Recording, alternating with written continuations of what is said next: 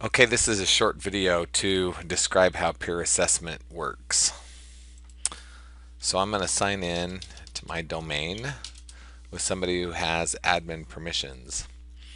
Because this particular functionality is under beta preview, there has to be a key set underneath advanced, and that key is called peer assessment.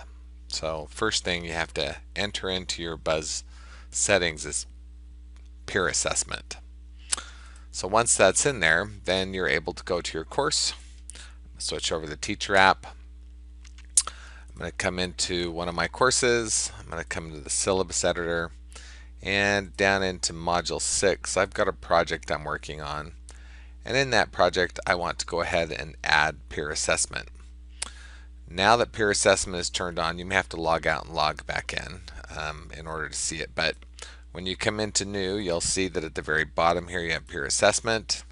I'm going to call this group peer assessment, and I'm going to go ahead and edit that activity.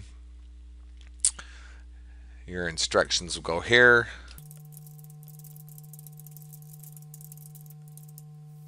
The rest of this detail, you can put due dates on it, categories. You are not going to want to use this rubric. All of this will disappear when we recreate the new editors that are coming soon. So for now, you can set due dates, you can add it to the gradebook, things of that nature, but don't change up the score stuff. So once that's done, you'll notice down here that it adds a panel to the right hand side. Now with this panel, you can do a couple of things. You can add a rubric, and that rubric could be a rubric that's based at the domain level. So I should have showed that real quick. Let me just show it now. We'll switch over to the admin app. And new in the admin app, this is the first example of how to set rubrics at the domain level. And so if I come over to courses, you'll see that there's a rubric here. If I were to add a new rubric and give it a title, I can come in and edit that title. You can see I can start creating columns, I can create rows, I can change the example here, right? So this is below basic, and this is basic and advanced and proficient, or proficient, and advanced. And you can see if you change the values here, it'll change them across the bottom. You can always take these at your own discretion. So by default, you're going to have a maximum of 33, and as you move up, so no one's going to get a 10 in this kind of point scale, but you can see how this sets up inside the system. You then can give it what you're evaluating, observation and participation, and these are all rich text windows. So whatever I have in there, you can enter in your stuff here, your comments here. This is a rich text window, so it'll support rich text, bold, underlines, things of that nature. You may have to go to a different editor to get them right now, but that's how it kind of lays out. So you can set up the title, basic rubric, and you're off and running. So you'd fill this out.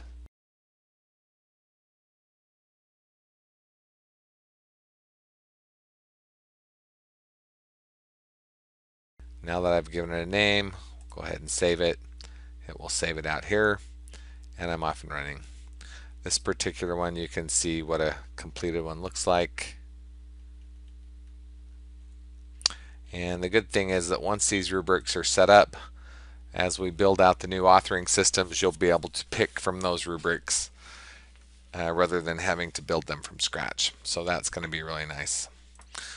So I'm going to go ahead and flip back over to the teacher app, and we'll go ahead and edit the geometry. Come back into the module I'm working on, and you'll see down here in project that I have a peer assessment. Again, title, description. Over here on the right side, I'm going to add a rubric. So now you can see I've got two. I'll take that one, say next. So I've got good detail in here, happy with the way it's laid out. So I'm going to go ahead and save that. I could delete it. I could have added one from scratch. Now I've got a series of other options in here. So I can allow self-assessment and include or not include in the score calculations. We'll include it. Required comments, hide student feedback. Now in here I could let the student self-select. In this case I'm going to go ahead and choose the group, and that way they're in my control and not just randomly selecting students to be peer assessed against. So that's how you set it up, and it's good to go. It's saved, and we're ready to go to the student side.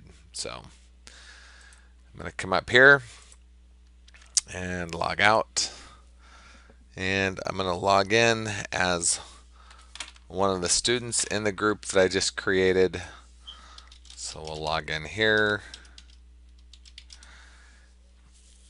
and you'll see that as I get down here into my geometry course and I'm back down into module looking at my course, now I've got a peer group assessment.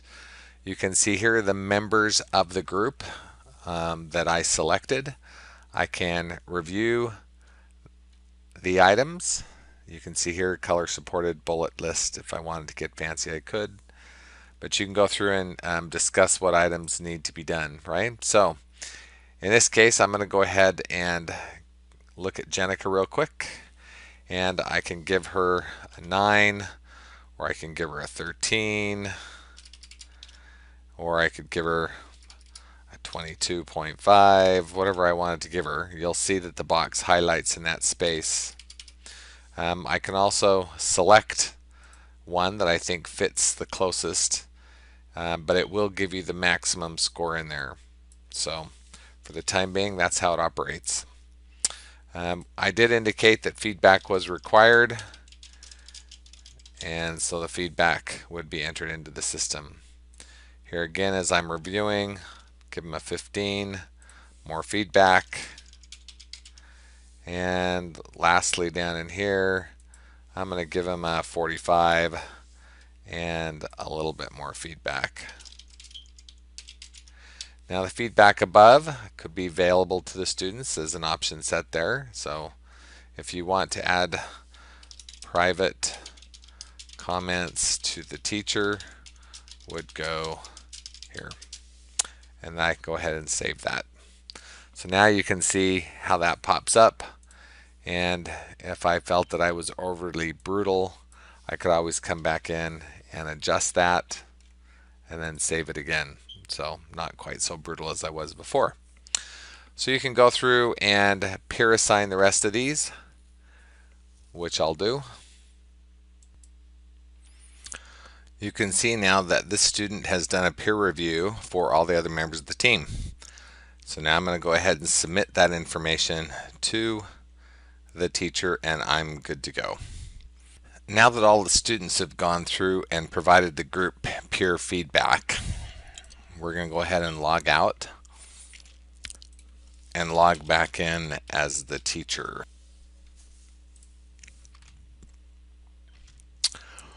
So we're going to open up the geometry course, look at the performance page. We're going to filter down to project 1, which is where I was at. We could even filter further down just to group 1. So I'm looking at just the students who are in question. Now I'm going to go through and take a look. So you can see how we did on the 3 main areas of the rubric: communications, commitment to success, and leadership. Didn't do very good, but for the summary we can see how everyone responded to him in each of those areas, move through his comments and the private notes. And then you can also see each detail. So I'm going to drop these down so you can see them a little easier from a score standpoint. So you can see here details from others. You know, Jenica thought he did okay, but clearly there was a conflict here with Sharon and also with Olympia. Those two didn't get along with him very well. And if you look at how he rated them, you can also see here that in this case Cassandra and him probably didn't get along. I can look through to see how she did or his comments. But we give you the ability to exclude as well. So maybe I'm going to exclude this number and I'm going to exclude this number just because they clearly weren't getting along. And so I can see that if I take out a couple of the kids, I'm going to go ahead and agree with that. I'm going to give him a 70. I could go ahead and leave some comments as well, but I'm going to go ahead and submit the score. And so that's how I could work my way through the rest of these, looking at each of the pieces of the puzzle that have been submitted by the students. If I were to go back to the student side, now I can go back in and look at that particular project and the peer feedback. I can see I got a 70 on it. And now because I've set it up this way, I can see how those scores were generated, and I can see the feedback from the participants. And I can see specifically what they said about me. So overall, you can hide this feedback if you don't want to have it there, but that's how it's set up in my particular circumstance. So, good things with the rubrics, good things with peer assessment. Hope you enjoyed this.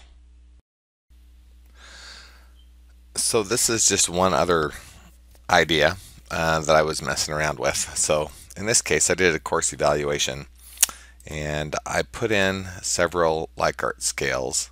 So I'm going to use the strongly agree scale, and I'm just going to add some questions. Did you like the content? All right, I'm going to add another one. Did you like the instructor? Leave feedback. All right, I'll give that one 6 points as well, or 5 points. And I'm going to go ahead and save it. You could add as many of these questions as you want to. Self-assess, yep. Include, yep.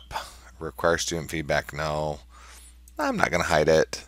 I'm going to assign it to a group, and I'm due to the survey group, which has everybody as an individual contributor. And so I'm done.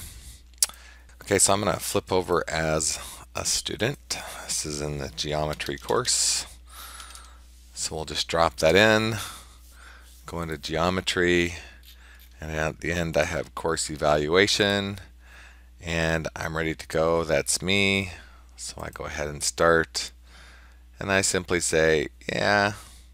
Did I like the content? Yep, I did. Do I like the instructor? Yep. I'll leave some feedback. And then I save. So pretty simple. Submit it away. And it's just another example of how you can use these rubrics.